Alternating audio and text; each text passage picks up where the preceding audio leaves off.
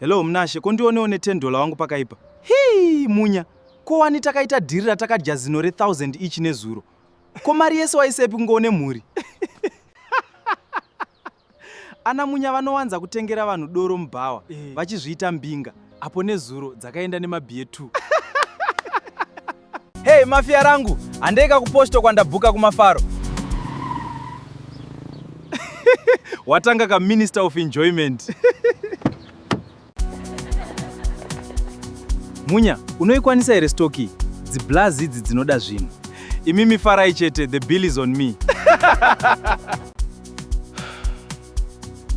Hey Munashe, uchiri kusiva stoki yandaiva nayo here? I think ndakabirwa mari.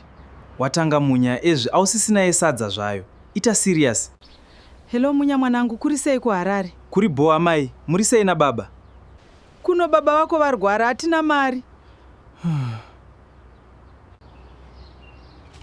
Chitumira mams mari varapise mudhara. Wasipaka bhururu, I promise ndokudzorera ndikaita dhiri.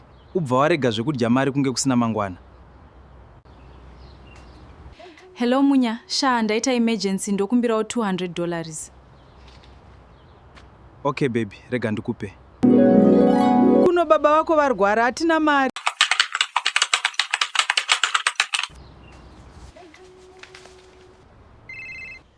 Ndakamuudza urwere hwababa vake ana kuzobatika. Chitumira mams mari varapise mudhara. Munya! Indava so naye Munashe. Wangu handina kukupa mari uchiti ukunopa mams kumusha here yababa. Shamiso akazoita emergency ndikamupa mari iyoyo. Wangu ini Munya chirombe chake ndachitadza. Imagine kudya mari yawamupa kuti arapise baba vake. Kudya hake nemabhishu.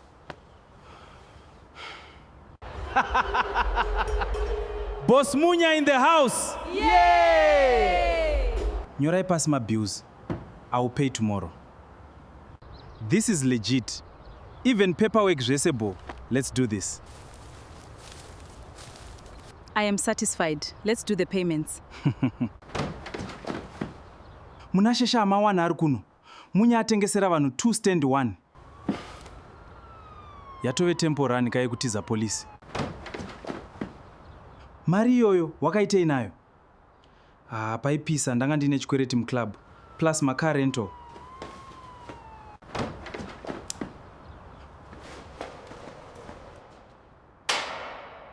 Mwanangu, takatiwo uye Harare ushande ubatsirewo kuchikoro.